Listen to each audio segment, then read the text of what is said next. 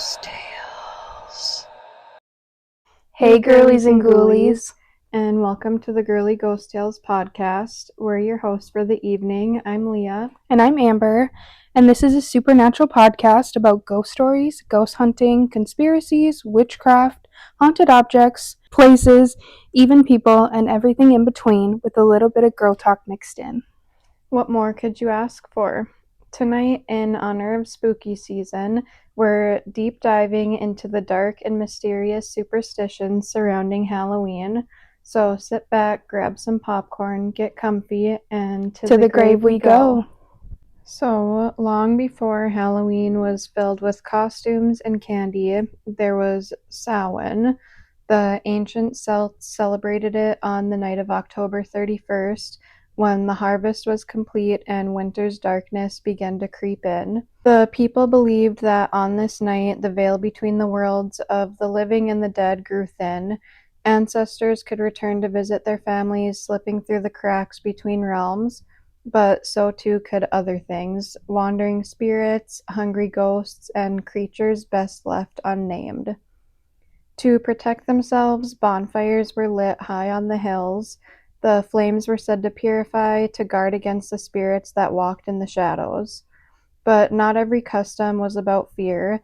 Samhain was also a night for prophecy.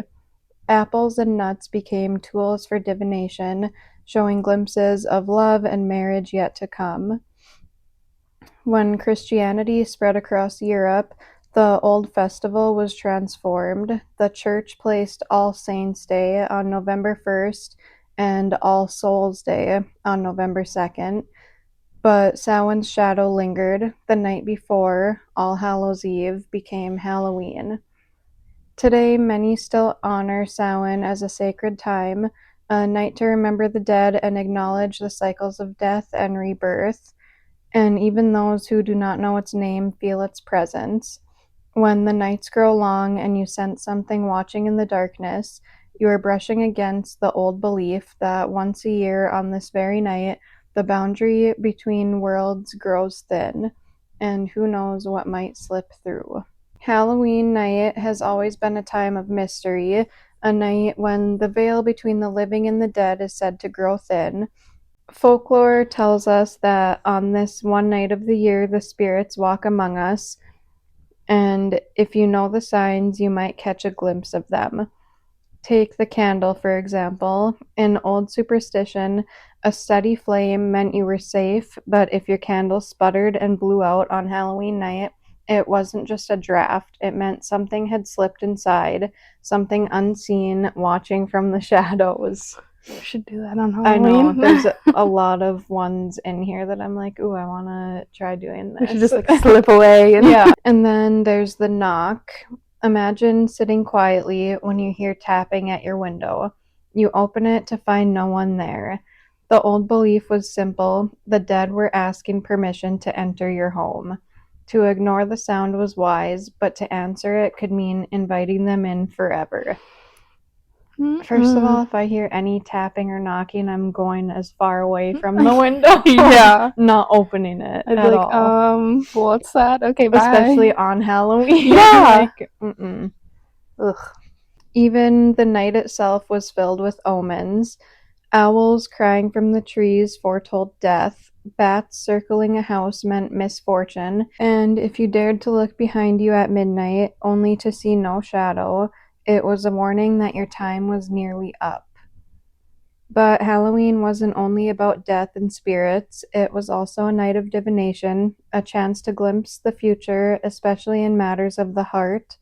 In old Ireland and Scotland, games of fortune-telling were as much a part of the holiday as the fear of ghosts. Apples were thought to hold secrets of love. Young people would bob for apples, and whoever caught the first one would be the next to marry. Others would peel an apple in a single strip and toss it over their shoulder. The peel would fall into the shape of a letter, the initial of their future love. Which... Oh, so you have to peel... I was thinking you just peel like one little strip, but I'm assuming you have to peel the whole apple in one strip. I just don't get how would that form any letter. Like, wouldn't it just roll into itself and just be like... I guess if it splats on the ground a certain way, it might. Yeah. It's just weird. Yeah. I can't picture it like turning into any letter. No, me neither. I wonder like how many people did that and like it happened, like it turned into a letter and then they did marry That would be someone. cool. Yeah. There were even darker ways of seeking answers. At midnight by candlelight, the bravest would stare into a mirror. Some swore they saw the face of the one they were destined to marry. Others whispered of seeing something else instead, a skull peering back, promising death instead of love. Ooh. Which Mirrors that sounds just really scare me. That's really similar to that Bloody Mary thing. That's what I was thinking. I feel like that like maybe originated because of like the Halloween thing. Like Yeah. maybe it got turned into a game because of that or something. I don't know. Either way, it freaks me out. Yeah. And I'm like scared that we did Bloody Mary up here. I know. Ooh. Like nothing happened, but whenever I walk past that bathroom, I'm like, oh, Don't not look. looking. Maybe that's all the noises we're hearing. Maybe, but we did hear them like before we did that too. That's true. And for couples, there was the fire. Lovers would place 2 nuts side by side in the hearth. If the nuts burned quietly together, it meant harmony, but if they cracked apart, sparks flying, the relationship was doomed. As the saying went, the fire never lies. Huh. I feel like it's almost impossible for them to like not crack at least. Yeah, I don't know. That's But just who knows, I they're guess. so like random. Like who even thinks of that? Like, oh, we need to put these 2 nuts in here and this is gonna say It's gonna determine our life together. Even dreams carried weight on Halloween. Tucking rosemary under your pillow was said to make you dream of your true love, but many claimed they dreamed of strangers or worse, figures they could not name, watching silently from the dark. I don't like that. So whether you feared the knock at your window or tossed an apple peel over your shoulder, Halloween was never just about costumes and candy. It was a night of omens, a night of love and death, a night when the living tried to peer into the mysteries of what waits beyond, and perhaps they still do. So in Samhain traditions, people believe the veil between the worlds was at the thinnest, and that magical folk, which were like seers, healers, and wise women, were especially powerful at this time. These women often acted as folk healers, midwives, and herbalists, keeping knowledge of plants and seasonal rituals. During Samhain, when divination and spirit contact were common, their practices were seen as mystical. But by the Middle Ages, the Church condemned folk magic as witchcraft. What once had been respected seasonal rituals became labeled as devil's work. Halloween, or All Hallows Eve, was tied to spirits and the dead, and witches, thought to fly at night, summon spirits, and worship the devil. That fit perfectly into the eerie landscape. So that's kind of how, like, the witches on Halloween became a thing, was because they were just said to be, like, more powerful at that time in that culture. In the 15th through 17th centuries, witch hunts swept Europe and later colonial America. This tied witches even more closely to fear, death, and the supernatural. Halloween's reputation as a night of wandering spirits and mischief made witches a natural part of the lore, figures of terror to fit the night's ominous mood. By the 19th and 20th centuries, witches shifted from feared figures into Halloween symbols. Illustrations showed them as hags flying across the moon, stirring cauldrons, or casting spells with black cats at their side. Today, witches are both spooky archetypes and symbols of empowerment, with Samhain still a sacred Sabbat in modern Wicca and paganism. So basically, the magical healers of Samhain became the devil's servants of medieval Europe, who then transformed into the iconic witches of Halloween, flying across the October skies, stirring mystery and fear. And then there's the origin of trick-or-treating. Every Halloween night, kids spill into the streets wearing masks and capes, clutching plastic pumpkins and pillowcases, chanting three little words that seem so harmless: trick or treat. But where did that strange tradition come from? Why do we dress up as ghosts and monsters? And why do strangers hand us candy for it? The truth is, trick or treating isn't just a cute custom, it's the echo of something much older and darker. Long before Halloween, the ancient Celts celebrated Samhain, and people feared that wandering spirits would slip into their world, searching for warmth, food, and maybe even a body to possess. So they left out offerings like bread, milk, bits of the harvest to keep the spirits happy and away from their homes. Some dressed in animal skins or crude masks to blend in with the dead, hoping the spirits would mistake them for one of their own and pass them by. Ooh. I know. Like, imagine how scared you would be. Yeah. Like, I would not leave my house. It would, yeah. I no. wouldn't be like wearing a mask, walking around like, oh, hey, Yeah. I'm just one of you. I just shut myself in. Mm-hmm. But that is like cool that that's how it started, basically, is because of something like dark and like creepy like that. Mm-hmm. Centuries later, Christianity arrived, and with it, All Saints' Day and All Souls' Day. The church tried to tame these old beliefs, turning the night into a time for prayer. The poor, often children, went door to door souling or offering prayers for the dead in exchange for small cakes. Oh. They were called soul cakes, sweet little pastries meant to symbolize a soul freed from purgatory. In Scotland and Ireland, the tradition twisted again. Children began guising, dressing up as spirits or fairies, and visiting homes to perform songs or jokes in exchange for treats. If a homeowner refused, well, sometimes the visitors would play a little trick of their own. When Irish and Scottish immigrants came to America, they brought their ghostly customs with them, and by the early 1900s, Halloween was becoming a night of community fun, but also of chaos. Pranks, vandalism, and mischief ran wild, so towns started organizing door-to-door treat giving to keep the kids out of trouble. It worked, and the candy companies took notice. Which I think, I don't know if you say it in here at all, but I think that started in Minnesota. Did it?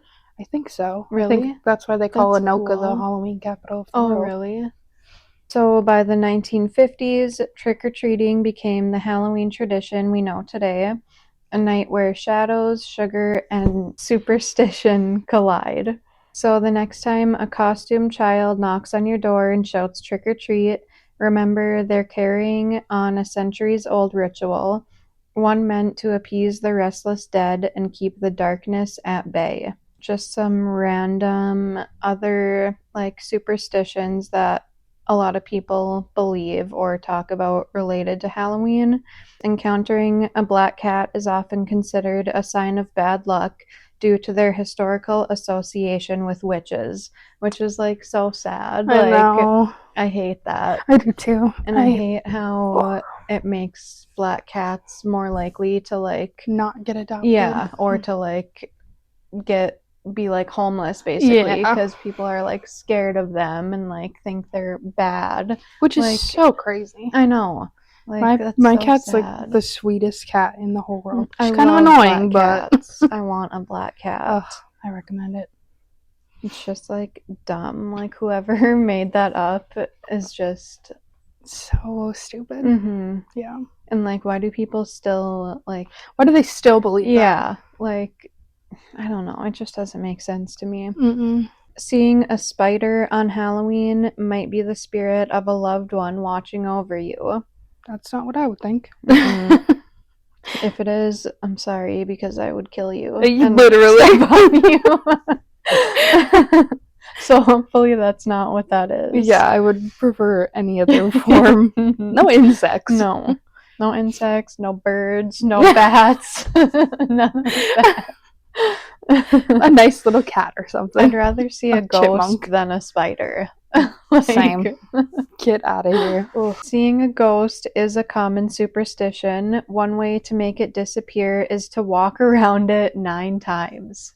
Like, whose first instinct when they see a ghost is like, oh my god, I have to walk around it 9 times. 9 times. Oh, can you just stay right there, please? Yeah, Thank don't you. fly anywhere. Just hover right here for like 30 seconds so I can walk around you.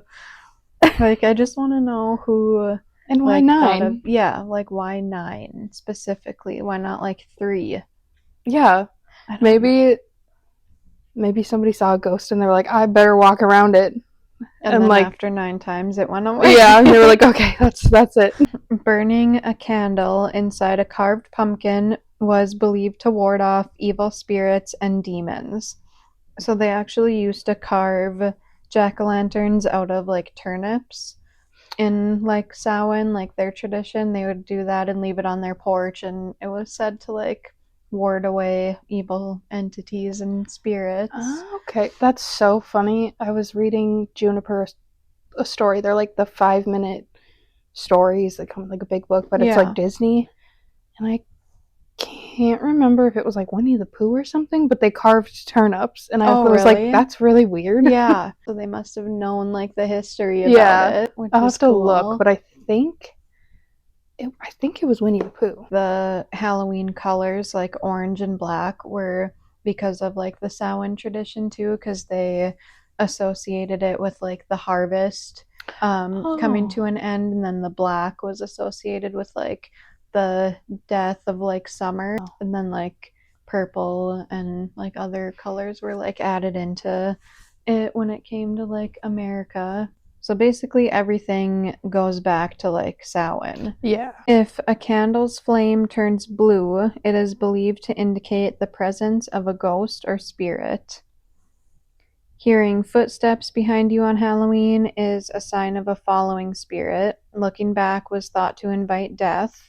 Standing at a crossroads and listening to the wind was thought to reveal the listener's future for the coming year. Oh. I was thinking about that too. I was like, well, we could do that. We could go stand somewhere. Like, I just don't get what you would hear. Like, oh, this is what my future is going to be. Yeah, you're going to hear a voice on the wind or something, but that would creep me out. I know. I'd be scared. And I probably would not even hear what it was saying correctly. Like, it would just be like gibberish. I'd hear one word and be like, I'm out of here. Yeah. Placing an apple under your pillow on Halloween night was another way to dream of your future husband. So there was like the jasmine one, like the putting the herb under your pillow, but then also an apple, which is just weird. There's a lot of like apples in like Halloween superstitions. Imagine sleeping on an apple. Like, so uncomfortable. Yeah. I would not recommend doing that. No. Also under your pillow, putting a sprig of rosemary and a silver coin under the pillow could also be used to help a woman dream of her future. For a young woman, pulling up a cabbage on Halloween was a way to discover her future husband by the amount of dirt on its roots. How does that even work? What does that mean? I know. Like, who came up with these? I feel like it had to have happened to a person like one time. I know. And they were like, all right, this is it. Yeah. I just don't get like where it came from. Yeah. Like, who... So if you pull the cabbage and there's a lot of dirt, then what? Yeah. Like, what do you mean that tells you how to discover your future husband? Yeah, like, what does that mean? Yeah. Is, like, the placement of the dirt? How many roots are... I don't understand. I don't either.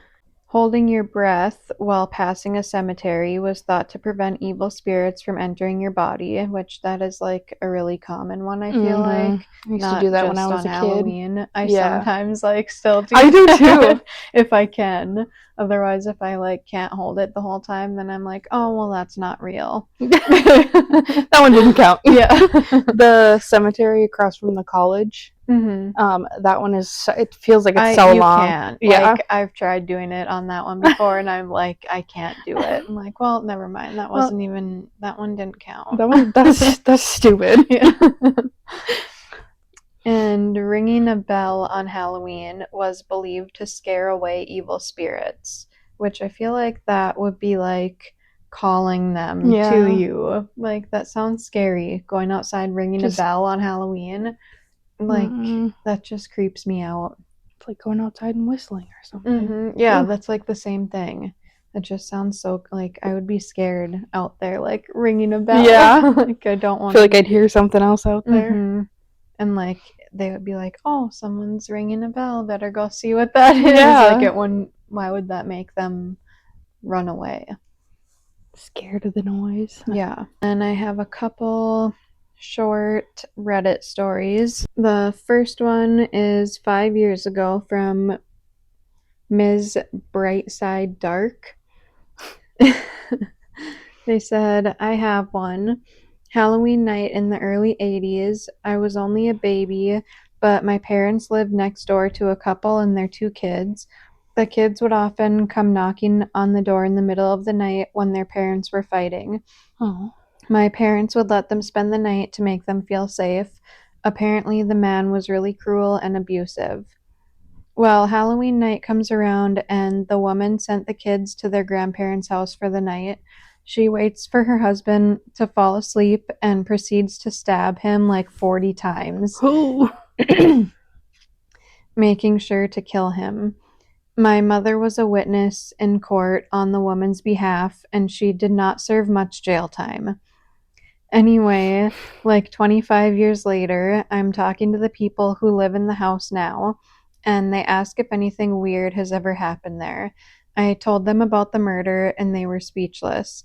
They said when they moved in, they had to have the place blessed due to strange activity. Can't help but to think it was the husband.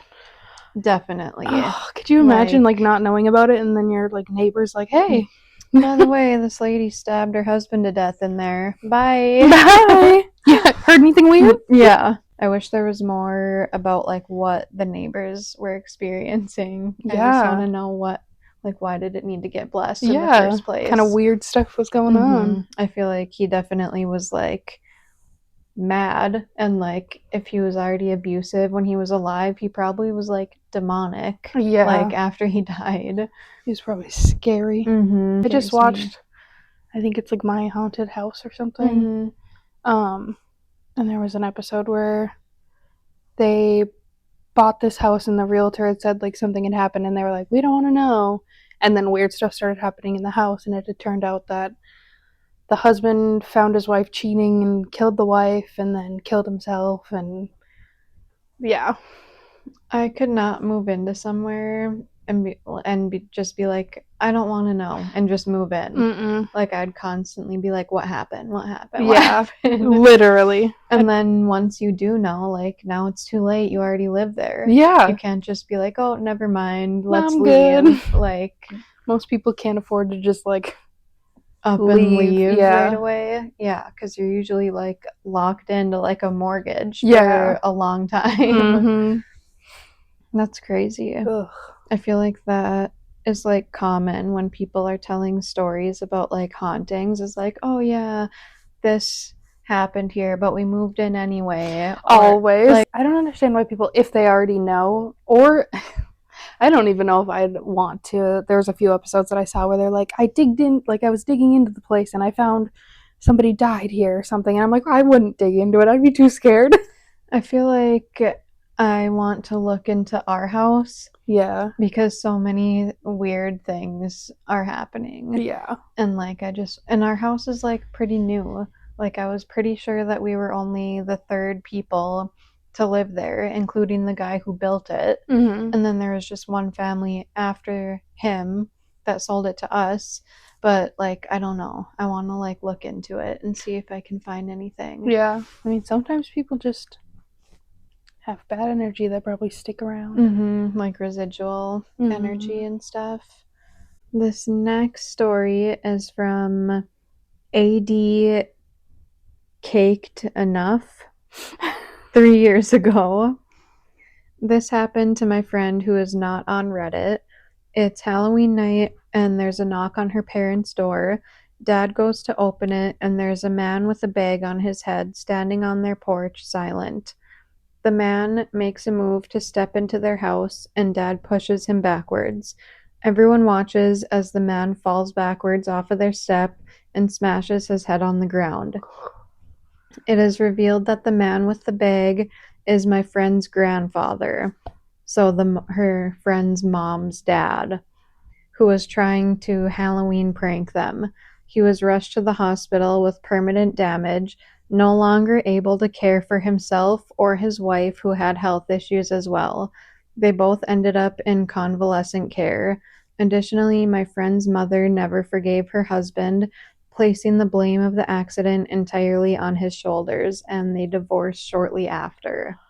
That's crazy. I know, because if that was me, I would literally be like, oh my god, this crazy person is trying to come into my house, and I would push them too. And then if it was some stranger, she wouldn't be thinking that if he did all that damage to a stranger. And oh my god, I know I read that, and when I saw that it was the grandpa, I was like, oh my god, that's crazy. That is permanently messed him up. He couldn't even care for himself anymore. That does suck. I feel like he was just trying to pull a little prank, but that is not a good prank to pull. Yeah, no. Maybe, I mean, I don't know.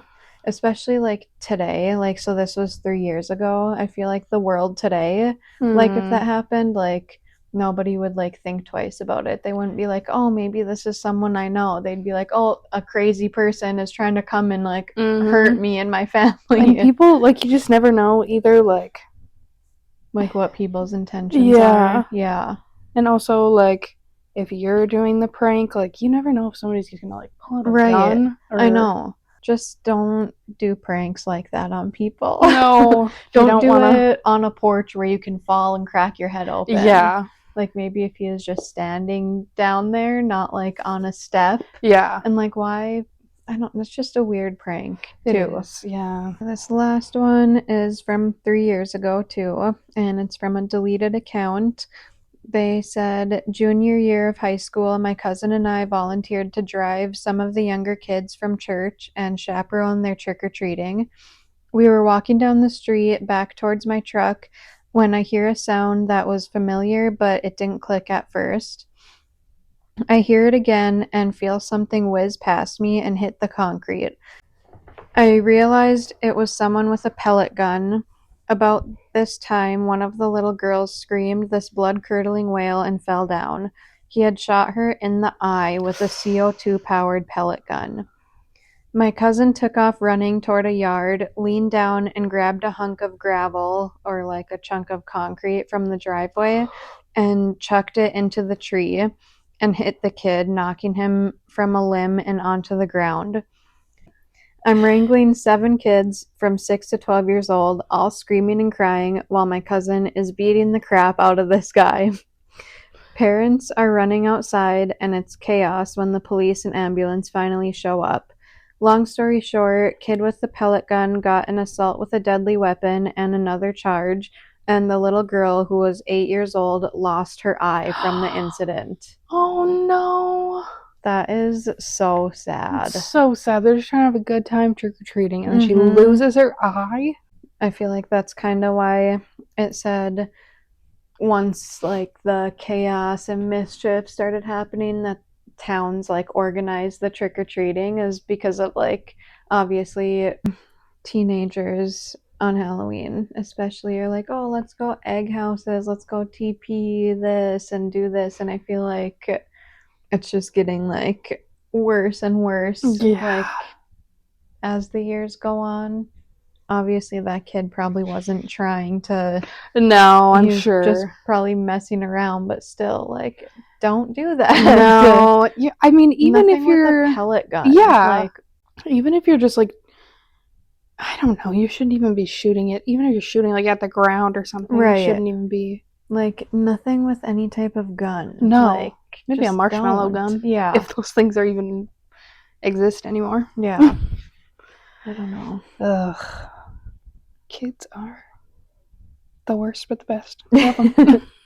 Kids that aren't my own are the worst. Yes. So, my story is called The Candyman. The Ronald O'Brien story, but not like the Candyman the movie. Which is a good movie, too. I've never seen it. Oh, really? Too scared. Really? I don't know. I'd probably watch it now, but yeah, it's creepy. Yeah. I haven't watched the new one, but I want to see it. There's so many movies I want to watch now that I'm not as scared of that stuff. Yeah. But there's just so many. I know. There's like an unlimited amount. All right. So, every Halloween, as kids dress up and head out with buckets and pillowcases, there's always been one chilling warning whispered by parents: check your candy. From poisoned chocolates to razor blades and hidden apples, stories of tampered Halloween treats have become one of the holiday's most lasting superstitions. But where do these fears come from, and is there any truth behind them? Tonight, we're diving into a Texas father who turned those fears into a grim reality. This case would go down in history as the only confirmed murder carried out with Halloween candy. The story of Ronald Clark O'Brien, the man who became known as the Candyman. Ronald Clark O'Brien lived in Deer Park, Texas, with his wife, Daneen. That's a weird name. Daneen? Yeah, it's literally spelled Day, N-E-N-E. Neen? Their son Timothy and daughter Elizabeth. He worked as an optician at Texas State Optical in Sharpstown, Houston. That must be like a suburb of Houston. And was active at the Second Baptist Church, where he served as a deacon, sang in the choir, and helped run a bus program. It's always the people in the church. I was going to say, it's always people that are like doing the most, Yeah. like in their towns. Ugh. On Halloween night, October 31st, 1974, O'Brien took Timothy and Elizabeth trick-or-treating in a Pasadena neighborhood, accompanied by a neighbor and his 2 children. At one house where no one answered the door, the children ran ahead, while O'Brien lingered behind.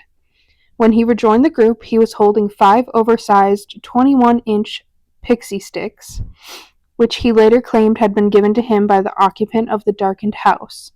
By the end of the night, he distributed the candy, 1 to each of his children, 2 to his neighbor's kids, and the last to a 10-year-old boy from his church.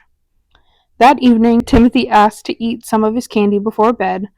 O'Brien said Timothy chose the pixie stick, though his wife later disputed this. Timothy had difficulty getting the powder out, so O'Brien helped loosen it.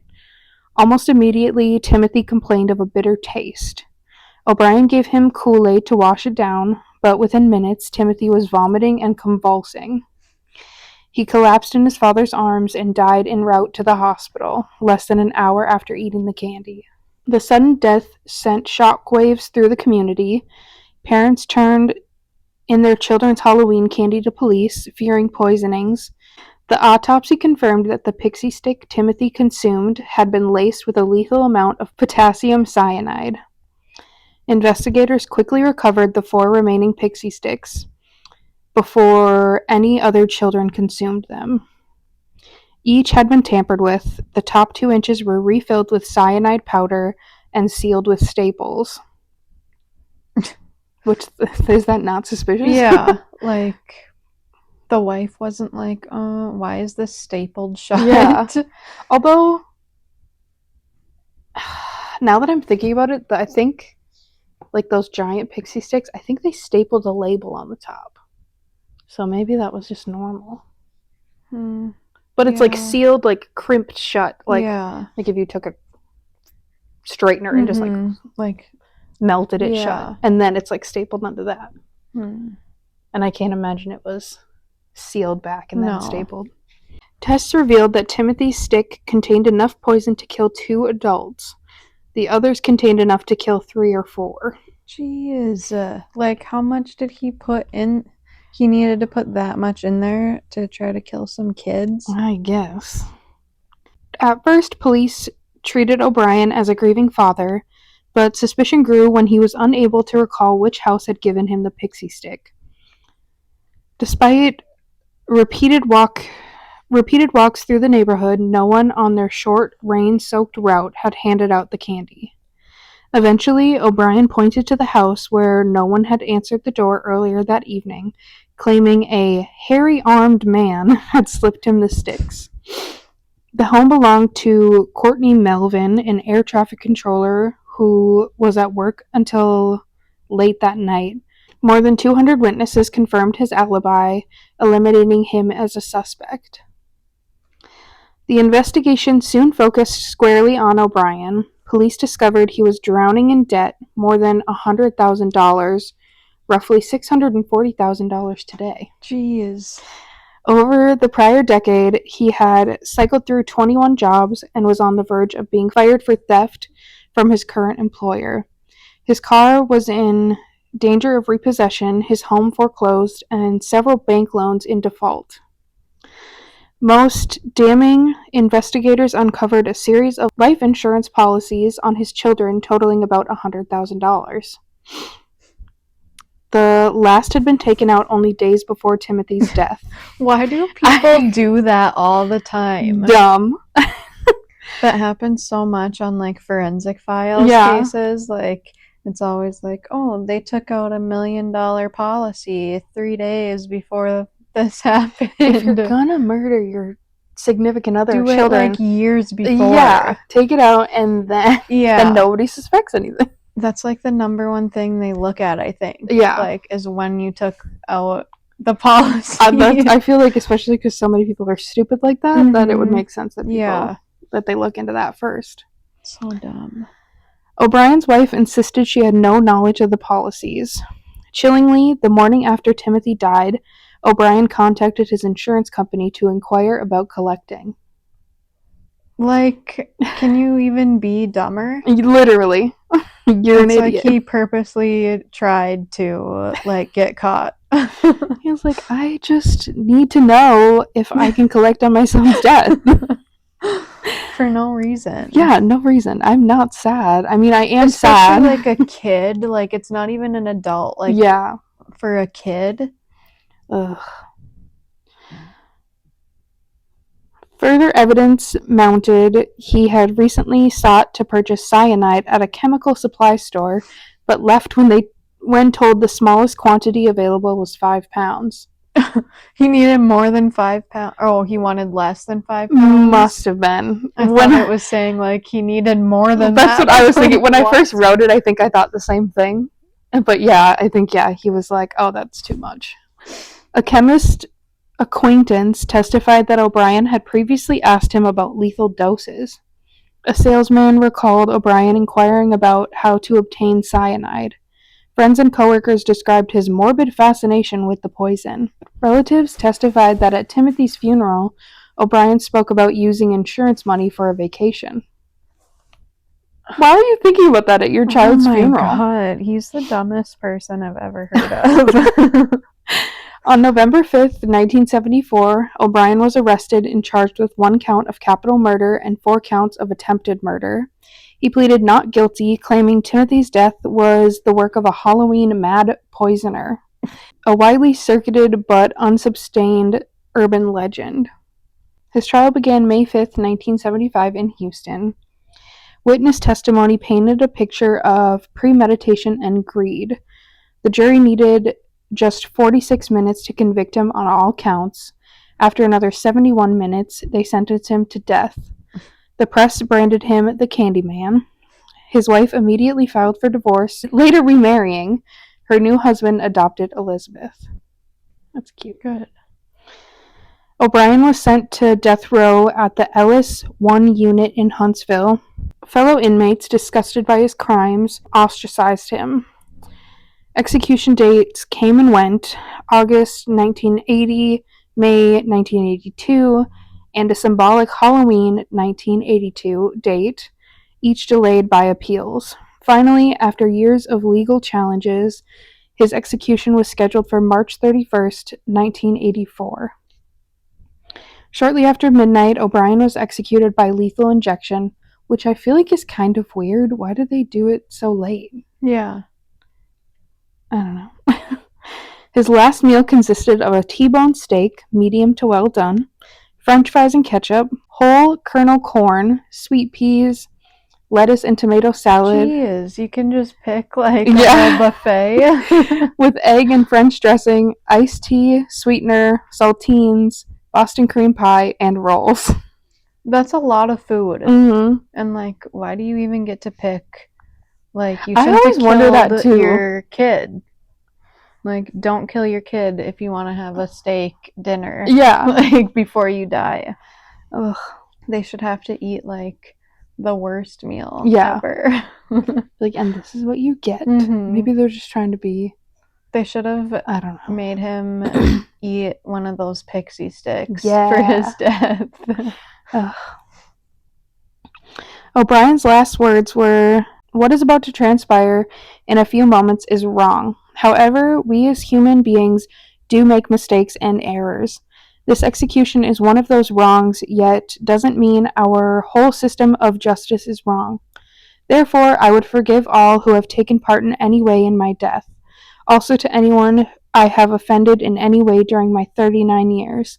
I pray and ask your forgiveness, just as I forgive anyone who offended me in any way.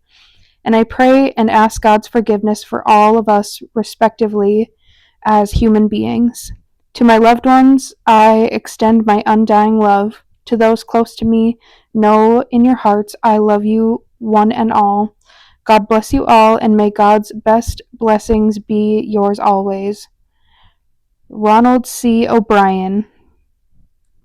P.S. During my time here, I have been treated well by all TDC personnel." That's so random. Okay. Outside the prison, 300 demonstrators gathered, some protesting the death penalty, others cheering his execution and chanting "trick or treat" while throwing candy. That would be me. Yeah. Ronald O'Brien was buried in Forest Park East Cemetery, Webster, Texas. His son Timothy rests in Forest Park Lawndale Cemetery in Houston. Well, at least they're in separate cemeteries. Yeah. That's so sad. I know. Like, and that's so sad for like the sister too. Yeah. Like, she's probably still messed up. Like, yeah, because forever. to know that like she was also supposed to be somebody who died. Yeah, and that her brother did and that she didn't. She probably has like survivor's guilt Yeah. too. This case left an undeniable mark on American culture. It gave real fuel to an urban legend of Halloween candy tampering. Even though actual cases are exceedingly rare, the fear persists to this day. Parents still inspect candy, warn their kids about unwrapped treats, and repeat the chilling story of the man who turned Halloween into horror. The murder of Timothy O'Brien remains the only confirmed case of a child dying from poisoned Halloween candy handed out while trick-or-treating. But it wasn't a stranger behind the act, it was his own father. Ronald Clark O'Brien's crime is reminded not only for its cruelty, but because it transformed a night of fun and innocence into one forever shadowed by fear. He will always be remembered as the man who killed Halloween. So I have some pictures. Oh. So this is him going to court. Wait, which one is him? Oh, this one, sorry. Oh, what is he holding? Like a file, I think. Oh. And then this is his mugshot. He looks like a killer in like a horror movie. Yeah, he does. Like he looks like he could be like a Michael Myers or something. He looks like he definitely did that. Yeah. That's probably partially why they like decided so fast. They were like, he's guilty. Look at him. Look at him. This is Sheriff Sergeant D.F. Morgan wearing surgical gloves to protect him from poison in Ronald Clark O'Brien's deteriorating pixie sticks. So this is the him holding the evidence, pretty much. Oh my god, that's huge. Yeah. I didn't realize, like, I guess I don't even know what I was picturing. I feel like I don't remember them being that big, but I do remember having like... they were like... Yeah. That's huge. Mm-hmm. And then this is Ronald Clark O'Brien seated next to his wife, Daneen, at Timothy's funeral. So that's Ronald, his wife. I don't know, I'm assuming like grandparents or something. He looks like he just has no cares. I know, he looks like he's just there. He's like, okay, is this done He now? literally. He's like, I need to spend my money on a vacation. Oh my god. That's so crazy. This is Timothy. So, oh my gosh. The things that I saw was this is supposed to be Timothy. Like, this is him on Halloween. Yeah. But I can't say for sure. But I saw a few things that said that was him. That is so sad. I know. Like, how can people just be that crazy? It's so scary. And then this was him, I think the day of his, like, before he was about to be put to death, talking to reporters. So this is like the view from behind him. So many reporters. Yeah. Spooky. And then this is just an article. Dad charged in trick-or-treat death of 8-year-old son. And that's like the picture of them at the funeral and then him. That's so sad. I know. And then I do have a video too. It's like it's a few different clips into one, but it's like mostly a news reporter. Most of testimony came from Jimmy Bates, a close friend of the O'Brien family. Bates said that before Halloween, O'Brien asked if he could bring his children over to trick-or-treat with the Bates children on Halloween night. Both families ate dinner together, and then the fathers took the children trick-or-treating. Bates said O'Brien went to one house where no one appeared to be home, and after the children had scampered ahead to the next house, O'Brien came off the front porch carrying the pixie sticks. He gave the pixie sticks to the children and then later took them back and said he wanted to stop at his car for a moment. Bates said when O'Brien came back into the Bates house, he returned the pixie sticks to the children. Later that night, Timothy O'Brien died from eating a poisoned pixie stick.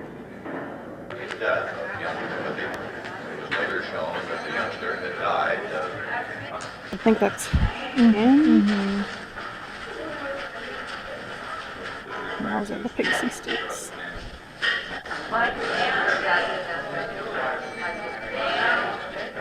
It's what?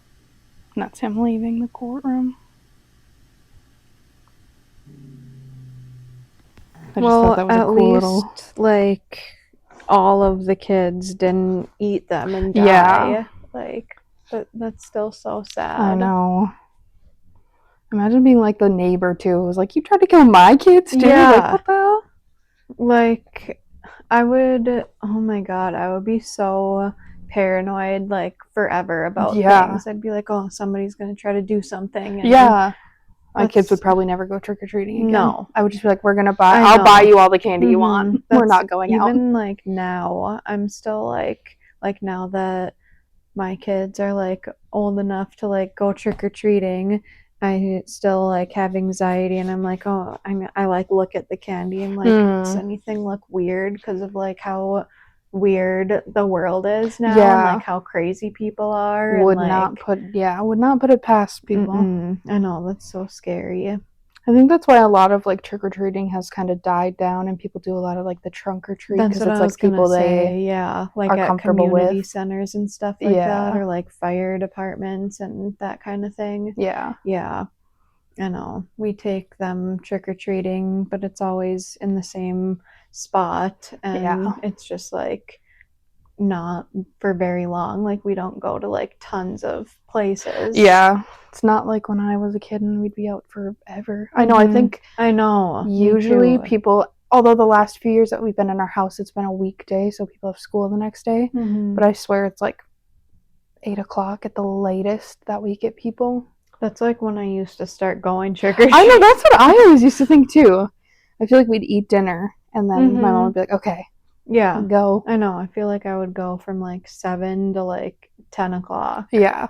Like, or later. It would just feel like, it would feel like such a long time. I know. Ugh, miss being you. I know, me too. And that guy is so dumb. Like, I know. So dumb.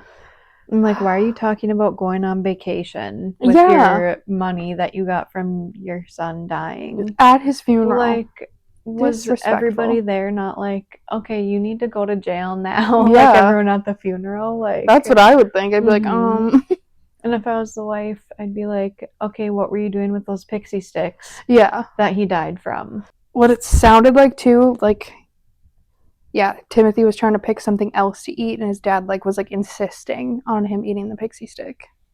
I would be like, why do you want him to eat Yeah. that? Why can't he have something else?